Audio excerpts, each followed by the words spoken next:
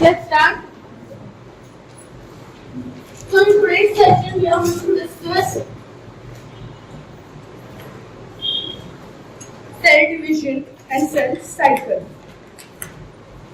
Okay.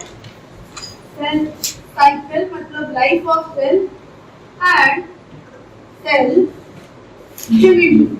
ठीक है.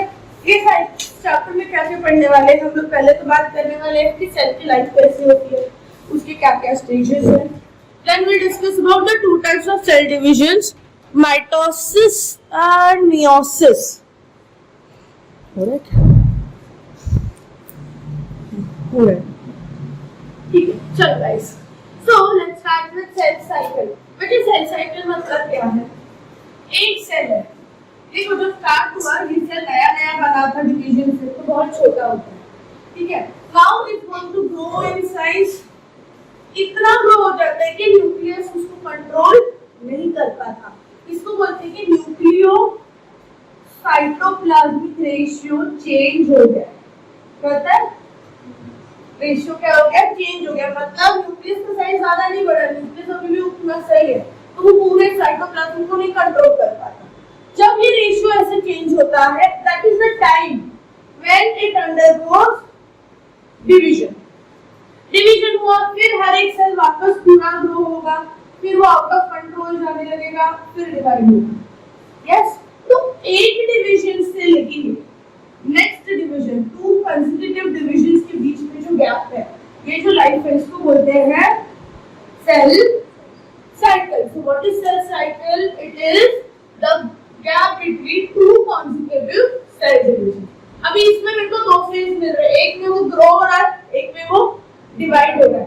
तो ग्रोथ होता है उसको बोलते हैं इंटरफेज, डिवाइड होता है उसको बोलते हैं एमफेज. करते हैं क्या?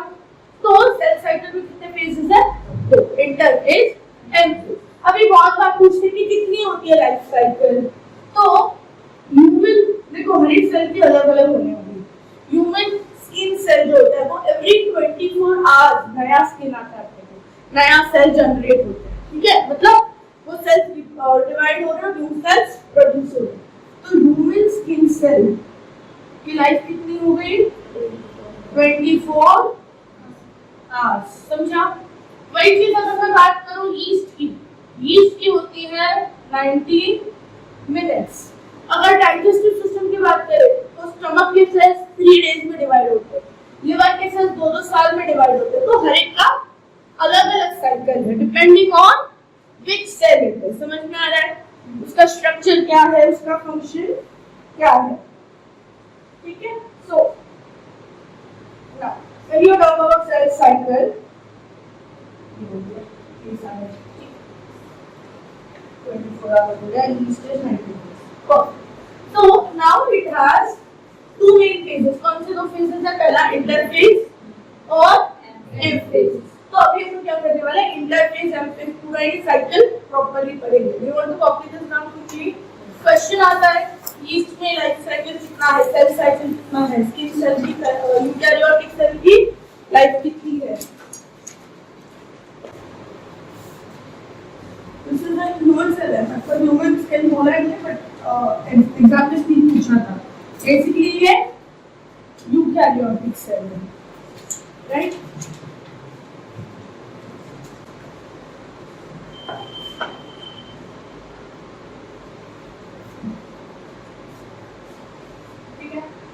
अभी तो क्या करें, डायग्राम एनसीईआरटी की वो डायग्राम करें. तो पता है डायग्राम में बहुत सारे क्वेश्चन आते हैं, राइट. ये दो फेजेस है. एक फेज हम लोग को दिख रहा है बहुत ज्यादा टाइम तक चल रहा है, एक बहुत कम टाइम तक चल रहा है.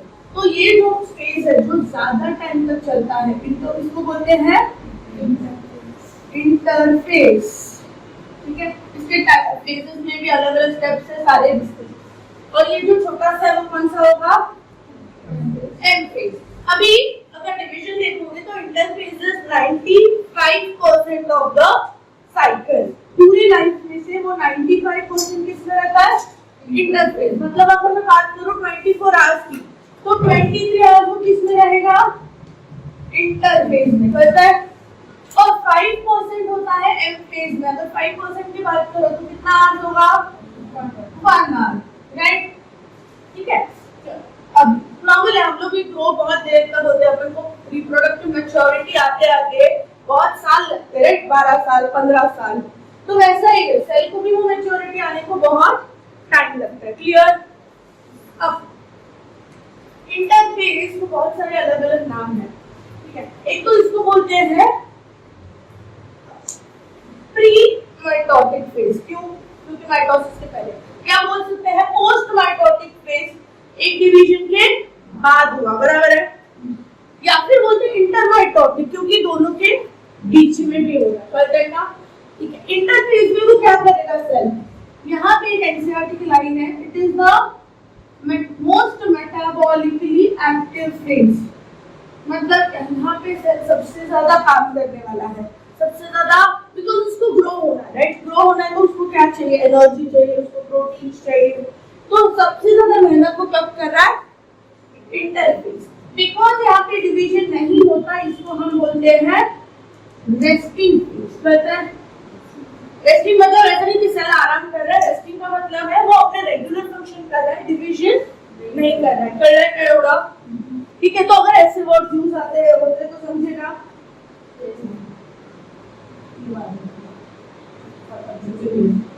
चलो बात करते हैं इंटरफेस की। इंटरफेस को फिर डिवाइड करते हैं 3 पार्ट्स में, G1 S G2। ऐसा देखो सबने एक डायग्राम देखा था, राइट? ठीक है, G1 मतलब गैप 1 या ग्रोथ 1। अगर किसी ने पूछा इंटरफेस में से लॉन्गेस्ट फेज कौन सा है, तो कौन सा है? G1, right? अभी G0 अलग होता है, बाहर हो सकते हैं, उसको अलग से होता है, बराबर? ठीक है ना? G1 में वो क्या करेगा? रिप्रोड्यूस करना है उसको, पहले उसको ग्रो करना है, छोटा सा सेल का ग्रो करना है। ग्रो करने के लिए सबसे इंपॉर्टेंट बायोमोलिक्यूल कौन सा है? Most important biomolecule, organic molecule कौन सा है? प्रोटीन, कार्बोहाइड्रेट, लिपिड, कौन सा है? प्रोटीन है। तो यहाँ पे वो क्या बनाएगा? प्रोटीन। प्रोटीन बनाने के लिए उसको लगता है आरएनए। तो यहाँ पे वो क्या सिंथेसाइज कर रहा है? आरएनए। और समझ में आ रहा है? Any doubts? पक्का? यहाँ पे वो अपने रेगुलर फंक्शन बहुत अच्छे से करते रहेगा, ठीक है? जब मैं बोलूँ रेगुलर फंक्शन का मतलब क्या है? अगर वो नेफ्रॉन है तो फिल्ट्रेशन कर रहा है, अगर हार्ट मसल है तो वो अपना नॉर्मल कॉन्ट्रैक्शन कर रहा है, जो भी उसका अपना खुद का फंक्शन है वो करते रहेगा। Doubts till here? Confusion till here? Okay, G1 is metabolically active, ठीक है? इट इज मेटाबॉलिकली एक्टिव, क्योंकि इंटरफेज में ही वो एक्टिव है, मेटाबॉलिज्म कर रहा है, बट सबसे ज्यादा मेटाबॉलिज्म किसमें कर रहा है? G1 में, ठीक है? यहाँ पे वो डिवाइड होगा क्या सेल? कॉमन सेल से नहीं डिवाइड होगा, राइट? ठीक है, यहाँ पे अगर मैं बोलूं क्रोमोसोम नंबर, लेट्स से उसके पास 2n है, तो क्रोमोसोम नंबर डिप्लॉयड है तो डिप्लॉयड ही रहेगा, पता है? डीएनए का कंटेंट कितना है? अगर उसके पास 2 कार्बन वाले डीएनए है फॉर एग्जांपल, तो उसको बोलते हैं content of DNA is 2 carbon. कितना भी हो सकता है, अपना समझो 50,000 कार्बन है तो उतना रहेगा, पता है? चलो एस फेज में क्या होता है? एस फेज बहुत ज्यादा इंपॉर्टेंट है। असली मतलब क्या होता है ना तुम्हारा? क्या कंफ्यूजन हो रहा है बहुत? एस फेज को बोलते हैं सिंथेसिस फेज। सिंथेसिस फेज में बहुत कुछ होने वाला है। क्या होने वाला है? यहाँ पे सबसे पहले क्या होगा? डीएनए रेप्लिकेशन होगा, पता है? सबसे पहले यहाँ पे डीएनए रेप्लिकेशन। बच्ची ये सब मैं बात कर रही हूँ यूकैरियोट्स की, प्रोकैरियोट्स में इतना झंझट नहीं है, ठीक है? तो उनमें ये सब झंझट ही नहीं होने वाला है, ठीक है? उनका अलग सिस्टम है, अलग पड़ेगी। ये सब चीज यूकैरियोट्स। तो डीएनए रेप्लिकेशन होगा। डीएनए से बनने हैं क्रोमोसोम्स, तो वहां पे प्रोटीन लगता है। कौन सा प्रोटीन लगता है क्रोमोसोम बनाने के लिए? Histone protein. तो यहाँ पे हिस्टोन भी रेप्लिकेट होके रहेगा, कॉपीज बनके रेडी रहेंगे, पता है? उसके अलावा सेंट्रियोल्स, पता है? सेंट्रोसोम में सेंट्रियोल्स होते हैं, तो यहाँ पे सेंट्रियोल्स भी रेप्लिकेट होते हैं, बच्चे किसमें होंगे? ऑर्गेनिक एनिमल या प्लांट में? Centrioles only in animal cells. कोई डाउट है? इजी।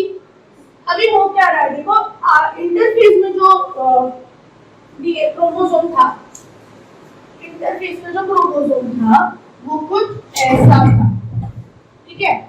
यहाँ पे क्या हुआ? क्रोमोसोम डीएनए रेप्लिकेशन हुए, बट क्रोमोसोम कॉपी हुआ क्या? नहीं। तो मेरा जो 2n नंबर है वो नंबर कैसा रहेगा? सेम रहेगा, बट जो डीएनए है वो क्या हो गया? डबल हो गया। ऐसे कैसे हुआ? ये बन गया क्रोमोसोम में 2 सिस्टर क्रोमैटिड्स आए। पता है मैं यहाँ पे ऐसे ड्रॉ करूँ, एक्चुअली रहेगा वो क्रोमैटिड फॉर्म में, बट बेसिकली क्या होता है? क्रोमोसोम का नंबर कांस्टेंट है। पता है दिखेगा हमको ऐसे खुला खुला, ऐसे नहीं दिखने वाला, but DNA will become double. कोई डाउट है? समझा अच्छे से? चलो, ये क्वेश्चन बहुत बार पूछा गया है। यस, कि कौन से स्टेज में chromosome number is constant but the DNA has doubled. Problem. चलो अभी आते हैं G2 में। G2 को क्या बोलते हैं? कैप्टो ग्रुप, कुछ भी बोलते हैं, अलग-अलग नाम है, ठीक है। अब यहाँ पे क्या होगा? अब हम डिवीजन के लिए रेडी हो रहे हैं, ठीक है। डिवीजन के लिए अगर तुमको रेडी होना है तो बट टग ऑफ वॉर खेलते थे, वो रस्सी बांधते, राइट? तो क्या करेंगे? वो करने के पहले तुम लोग वो रस्सी रेडी करोगे, रुमाल रेडी करोगे, यस और नो? वो रस्सी क्या है? कौन से फाइबर्स होंगे? Spindle fibres. स्पिंडल फाइबर्स में कौन सा प्रोटीन आता है ट्यूब जैसा? Tubulin protein. तो यहाँ पे हम क्या बना के रखेंगे? पता है क्यों बनाया? क्योंकि मुझे उसके स्पिंडल फाइबर्स लगने वाले। पता है अभी इतना खेलना, इतना उसको क्रोमोसोम्स को सेपरेट करना है, तो मेहनत करनी है, एनर्जी लगेगी कि नहीं लगेगी? यस। तो यहाँ पे क्या बनाएगा? बहुत सारा एटीपी बनाएगा। उसके अलावा ट्यूब्यूलिन प्रोटीन है, तो प्रोटीन बनाने के लिए क्या लगते हैं? तो यहाँ पे आरएनए भी सिंथेसाइज हो रहा है, प्रोटीन भी सिंथेसाइज। इधर पे कोई प्रॉब्लम है क्या? अब देखो, जब इतना बड़ा अंबानी सेपरेट हुआ तो उसने भी पहले क्या किया? पहले लिस्ट बना के रखा, मेरे पास ये चीजें, तू ये वाली फैक्ट्री ले, मैं ये वाला फैक्ट्री लेता, राइट? तो उसने हर एक चीज की कॉपीज बना के रखी, राइट? डिवाइड करना है तो वैसे ही सेल भी हर एक चीज की कॉपीज बनाएगा कि नहीं? 2 माइटोकॉन्ड्रिया, एक तेरे लिए, एक मेरे लिए, राइट? बचपन में झगड़ा करते तो अपनी चॉकलेट का बीच में से कट करते थे, आधा एग्जैक्ट होना चाहिए। वैसा ही सेल क्या करेगा? सारे ऑर्गेनल्स को रेप्लिकेट करके रखेगा, कॉपी करके रखेगा। पता है? तो सबसे इंपॉर्टेंट ऑर्गेनल कौन सा है? न्यूक्लियस का बात नहीं कर रही, 2 इंपॉर्टेंट ऑर्गेनल है, सबसे इंपॉर्टेंट है कि नहीं? तो वो यहाँ पे कॉपी होते हैं जीवन में। पता है? पक्का? इसीलिए हमने पढ़ा था, देखो एक सेल में बहुत ज्यादा माइटोकॉन्ड्रिया हो सकते हैं, प्लांट सेल में बहुत ज्यादा क्लोरोफिल, मेसोफिल में देखा था 20 to 40 क्लोरोप्लास्ट होते हैं, right? Semi autonomous, self replicable, so it's going to divide here itself. So mitochondria or chloroplast, mitochondria and chloroplast replicate here. Any doubts? Yes. बाकी के जो छोटे-छोटे ऑर्गेनल्स है जैसे गोल्गी बॉडी, राइबोसोम, सब टाइम पास वो वहाँ पे कॉपी होंगे। All other organelles are replicated here. Any doubts till now?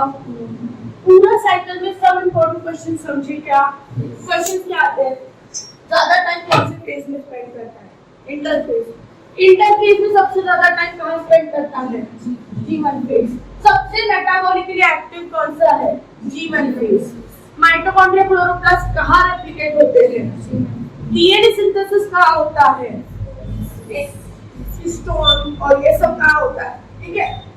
Where will the chromosome number be constant but the DNA is doubled in S phase? पता है? ठीक है, चलो।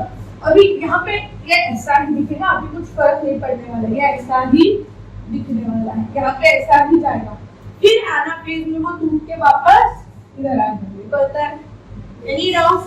यहाँ पे मैं तुमको सिर्फ नेमिंग दे रही हूँ, डिटेल में अलग से पढ़ाऊंगी अलग पेज पे, चलेगा? Any doubts in this whole part?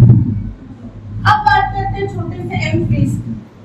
M phase मतलब माइटोसिस फेज, ओके, या मेयोसिस फेज। इसीलिए एम मींस डिवीजन, राइट? अभी पहले क्या डिवाइड किया होगा? सोचो, अंबानी ने पहले क्या डिवाइड किया होगा? सारी फैक्ट्री के घर में कितने पैसे है, मेरे पास ये स्टेट है, वो डिसाइड किया होगा कि मेरे पास 2 गाड़ी है, वो डिवाइड करेंगे। इम्पोर्टेंट चीज पहले डिवाइड करोगे कि नहीं? सबसे इम्पोर्टेंट चीज क्या होगी? Cell, DNA. इसीलिए सबसे पहले डीएनए मतलब न्यूक्लियस डिवाइड होता है, कहता है। तो सबसे पहला stage is called as karyokinesis. Karyo मतलब न्यूक्लियस, काइनेसिस मतलब डिवीजन, राइट? और फिर ये छोटा सा स्टेज क्या होगा? मतलब साइटोप्लाज्म डिवाइड हो रहा है, कैसे डिवीजन हो रहा है, कहाँ से होना। अब ये जो आपका कार्योकाइनेसिस है, इसमें 4 फेजेस आते हैं। कौन से 4 फेजेस आते हैं?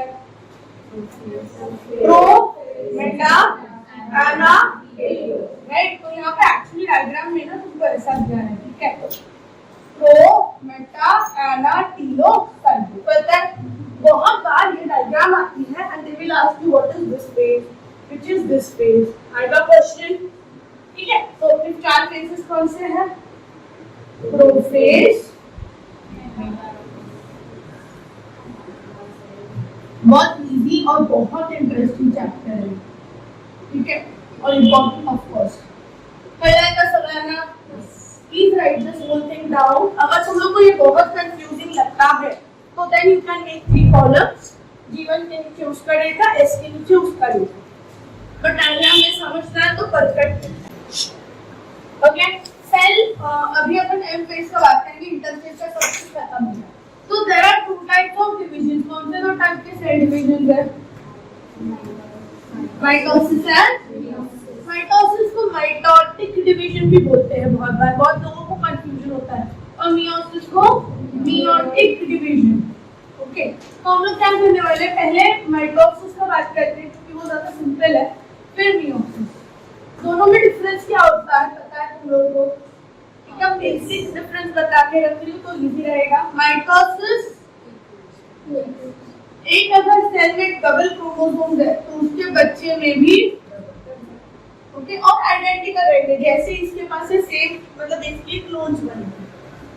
अगर एन है तो उसके बच्चों में भी एन मिलता है। ये किधर होता है? ये किधर होता है पता है? कुछ हैप्लॉइड इंसेक्ट्स वगैरह रहते हैं उनमें, ओके? अब मियोसिस में क्या होता है? जो हमारे पास 2n है उसमें 2 बार डिवीजन होती है। पहली डिवीजन में क्रोमोसोम्स आगे हो जाएंगे, रिड्यूस हो जाएंगे, इसको बोलते हैं मियोसिस 1 में रिडक्शन हो गया, तो रिडक्शनल डिवीजन होता है, पता है? और फिर ये सेल खुद डिवाइड होगा, सेम कॉपीज जैसे इधर था, और ये डिवाइड होगा उसके खुद कॉपीज, इसको बोलेंगे मियोसिस 2 या इक्वेशनल डिवीजन। तो बेसिकली क्या हो रहा है? एक सेल से 4 हैप्लॉइड सेल्स बनेगा। ये हम लोग को हर जगह मिलेगा, सारे सेल्स, स्पेशली सोमैटिक सेल्स मतलब बॉडी सेल्स में मिलेगा माइटोसिस, या इसका नाम क्या है? Equational division. मायोसिस हमको कहाँ मिलेगा? मायोसिस हमको मिलेगा जर्मिनल एपिथेलियम में, राइट? जर्मिनल एपिथेलियम मतलब क्या है? प्लांट्स में तुमने पढ़ा है, देखो, pollen mother cell, microspore mother cell, megaspore mother cell, right? 12th में आया था।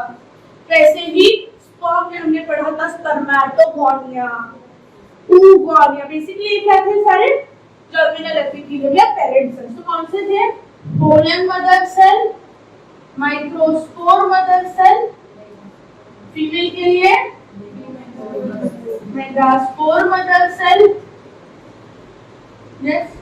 फिर स्पर्म की मदर क्या होगी? स्पर्मेटोगोनिया, और एग की मदर हो गई ओवम सिर्फ ये मदर सेल्स में मिलता है। बहुत लोग क्या करते हैं स्पर्म में मिलता है, बोलते स्पर्म में नहीं मिलता है। स्पर्म हैप्लॉइड है और आधा डिवाइड होते तो n/2 मिलेगा, मतलब 23 के आधे क्रोमोसोम 12.5 मिलेंगे, which is 11.5, which is not possible। तो स्पर्म में कभी नहीं होता। स्पर्म बनाने के लिए स्पर्मेटोगोनिया में डिवीजन होता है। पता है का? Any problem clear? यहाँ पे जो तुम्हारे सेल्स है वो कैसे रहेंगे? आइडेंटिकल रहेंगे, पेरेंट के जैसा ही, उसी को बोलते हैं क्लोज। यहाँ पे अलग रहेंगे, राइट? इसीलिए एवोल्यूशन हुआ हम लोग में, इसीलिए हम लोग में एवोल्यूशन हो रहा है, डिफरेंसेस आ रहे हैं, वेरिएशन आ रहा है, हम लोग पेरेंट्स से अलग दिखते हैं बिकॉज ऑफ दिस। क्लियर? ठीक है, this is the main difference. अभी हम इस पे जाते हैं। If you all want to write it, please write down. पता है तो वेरी गुड।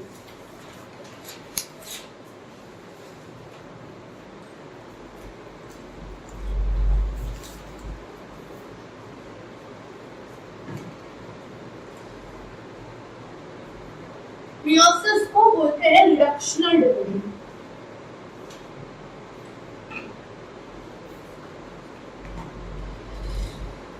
ये जो है ना M2 meiosis 2, it is always almost equal to mitosis, उसी के जैसा सेम हो रहा है यहाँ पे। समझा?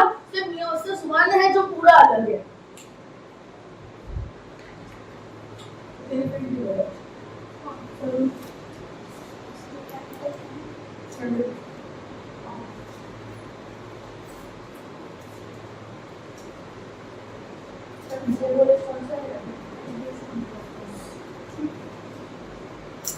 नाम पढ़ेंगे तो ऐसा पढ़ाई को कुछ नहीं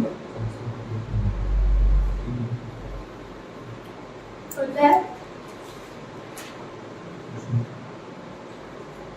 समझा सब कुछ? तुम लोग ये स्पर्मेटोगोनिया ओवम स्टैंडर्ड में सारे के वर्ड्स आ जाएंगे, ठीक है? जो लिख के रखना है, पढ़ना है ना, पढ़ना तो आता है। चलो चलो यार,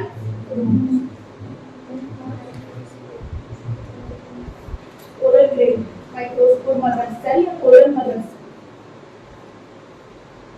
उसमें होता है, या megaspore mother cell. I'm just erasing this side.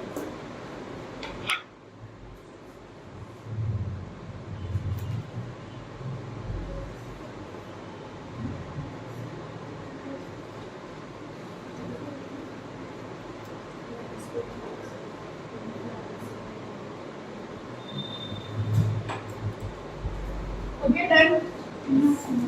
You all copy this down and you're taking this diagram and we look for the same interface here.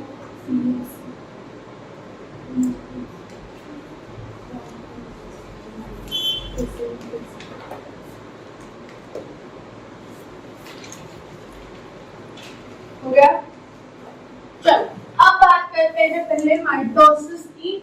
हम लोग बहुत सिंपल वे में साथ में पढ़े थे सारा ही, तो इजी हो जाता है, ठीक है? कंपेयर करके पढ़ेंगे ना, एंट्रेंस स्किल बहुत इजी हो जाएगा। पहला बात करें कौन सा डिवीजन? माइटोसिस। माइटोसिस का दूसरा नाम क्या है?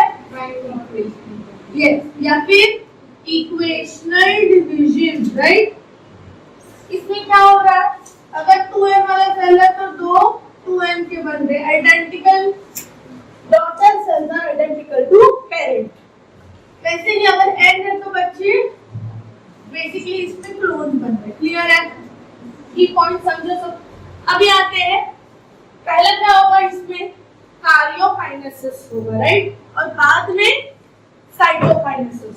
तो कार्योकाइनेसिस में कौन से 4 फेजेस थे बताओ तुम? और so now we are going to study karyokinesis, that is division of nucleus into 2 daughter nuclei, right? ठीक है, एक ही सेल में 2 न्यूक्लियाई बनने वाले हैं। 4 फेजेस कौन से बोले थे तुम लोग ने? पहला मेटाफेज, anaphase clear है. So let's write down one more thing. Prophase. सबसे पहला फेज कौन सा होता है? ऐसा क्वेश्चन आता है, कौन सा होगा? प्रोफेज. कार्योकाइनेसिस का लास्ट फेज कौन सा होता है? टेलोफेज. अभी ये जो तुमको सेल दिख रहे हैं इंटरफेस वाली सेल है, तुम लोगों को दिख रहा है उसमें न्यूक्लियस है, न्यूक्लियर मेम्ब्रेन है और उसके अंदर क्या है? क्रोमैटिन. क्रोमैटिन में क्रोमोसोम नंबर 12 रहेगा. डीएनए कितना रहेगा? पता है? चलो. और बाकी ऑर्गेनल्स सब नॉर्मल है. जब प्रोफेज आता है तो क्या बनने वाला है? सबसे पहला प्रोफेज दो पार्ट्स में डिवाइडेड है. कौन से दो पार्ट्स में?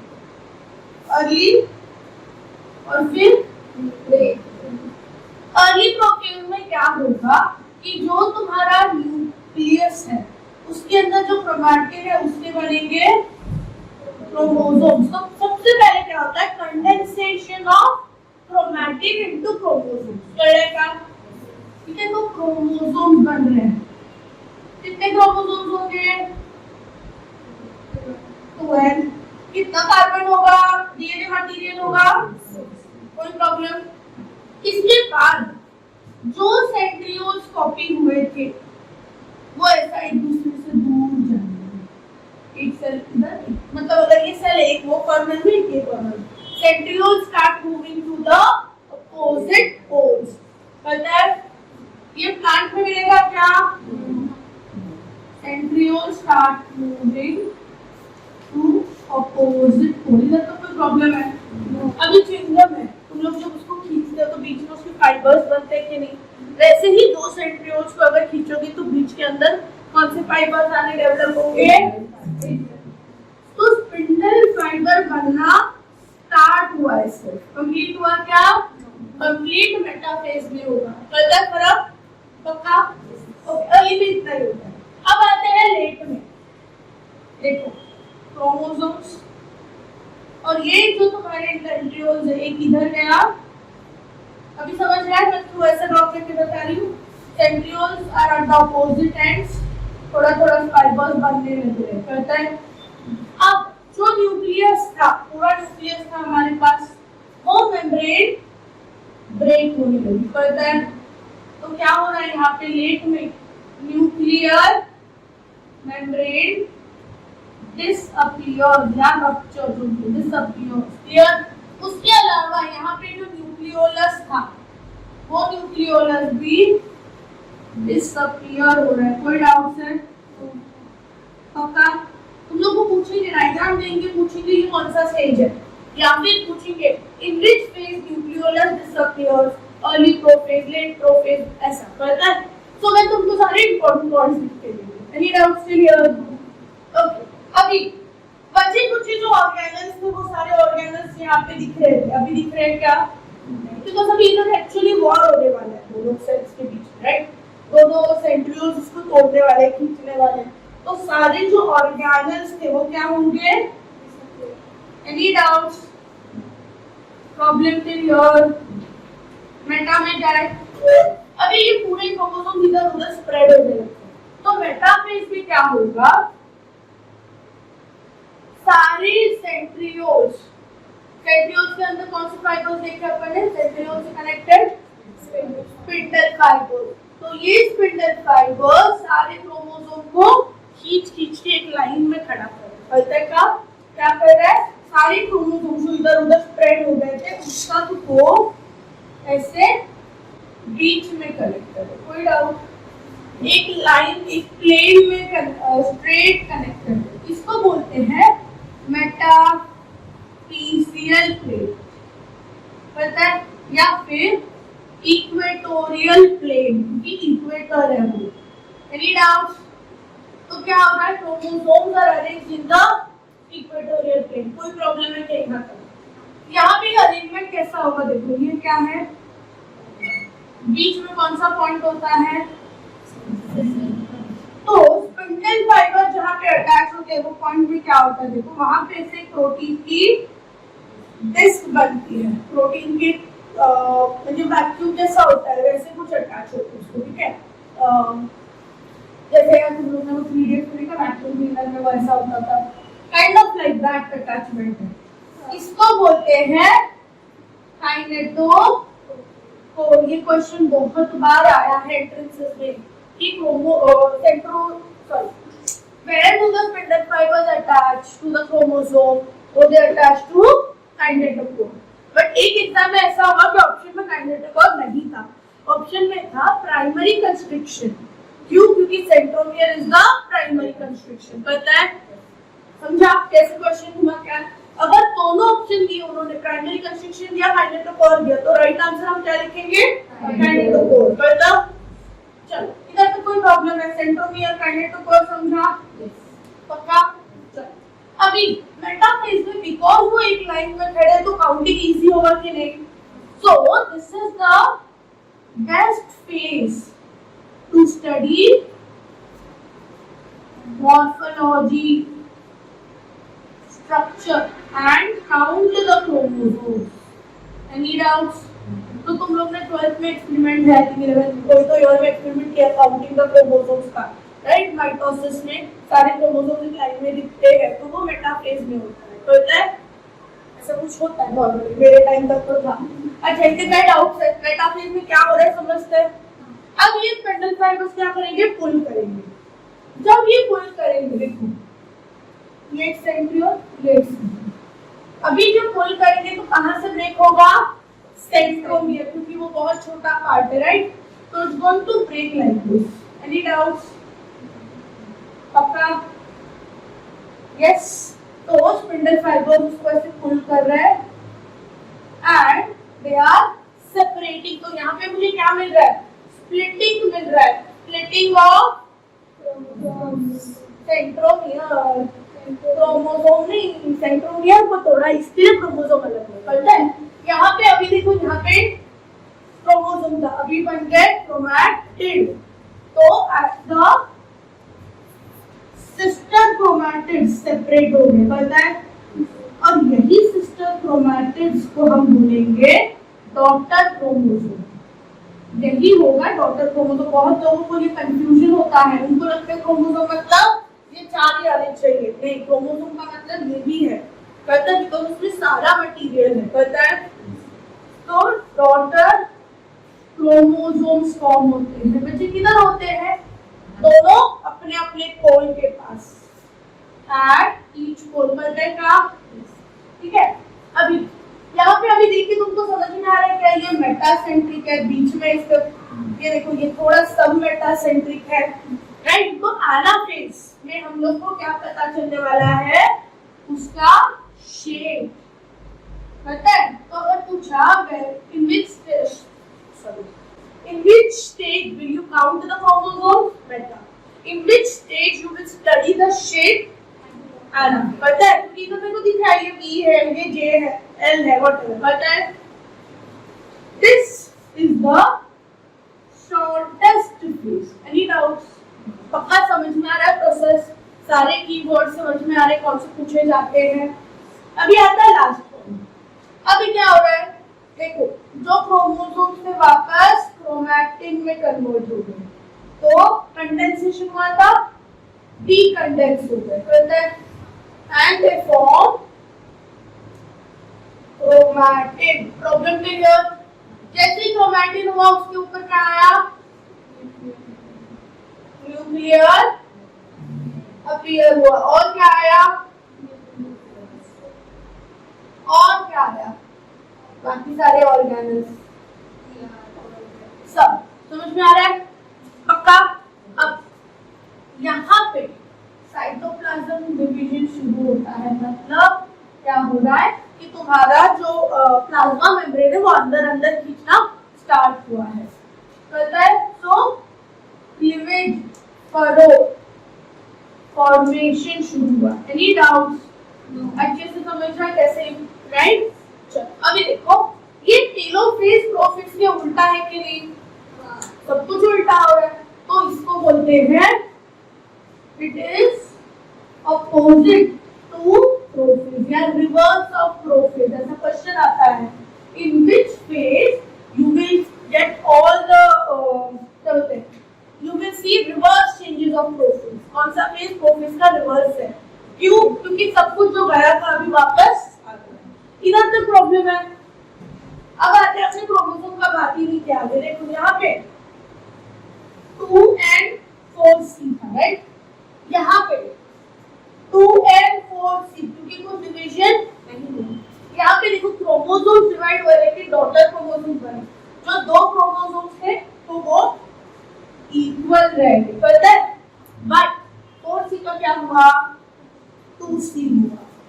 ये क्वेश्चंस आते करते काम और यहाँ पे सेम ही रहेगा, कुछ फर्क भी नहीं पड़ेगा। Any doubts?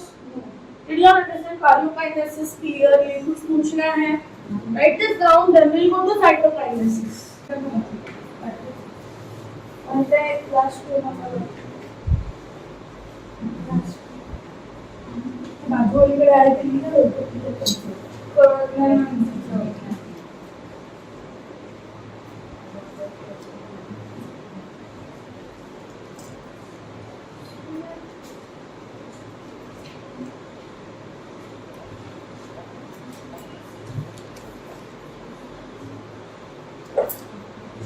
शॉर्टेस्ट स्पेस कौन सा है?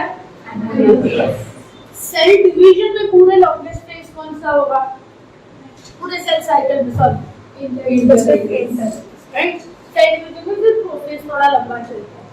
मियोसिस करेंगे तो प्रोफेज 1 सबसे लंबा फेज है डिवीजन का, ठीक है? बहुत सारे उसके अंदर 5 स्टेप्स हैं, वो मियोसिस में है। चले 1 मिनट।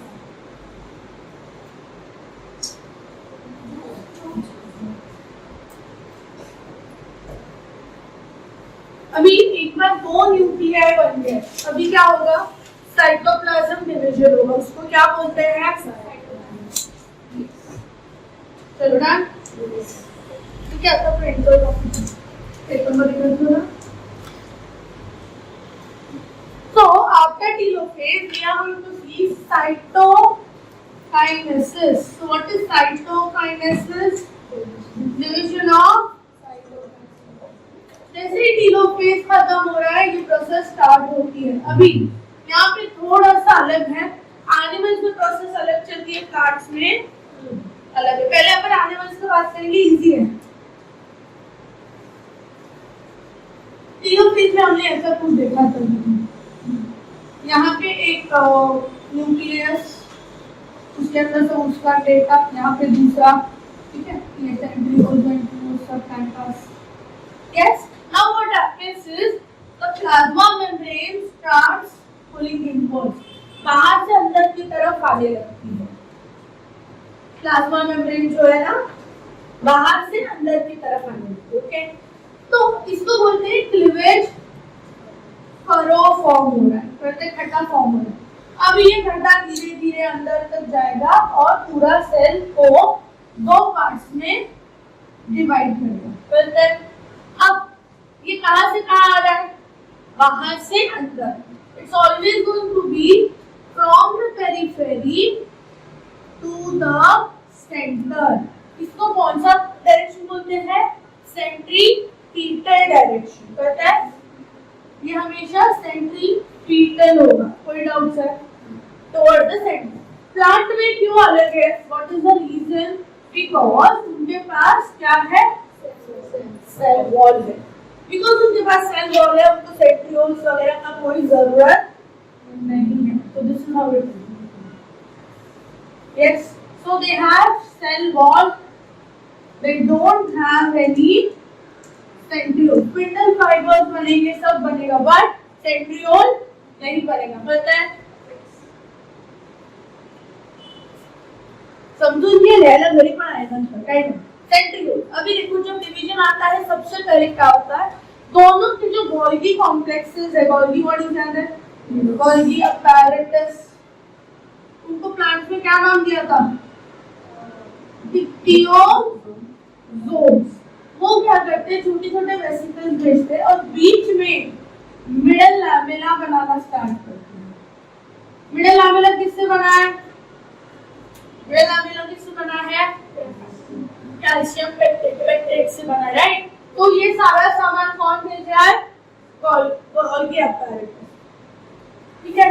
अभी इसको बोलते हैं, ये मिडिल लैमेला जो बन रहा है इसको बोलते हैं सेल प्लेट।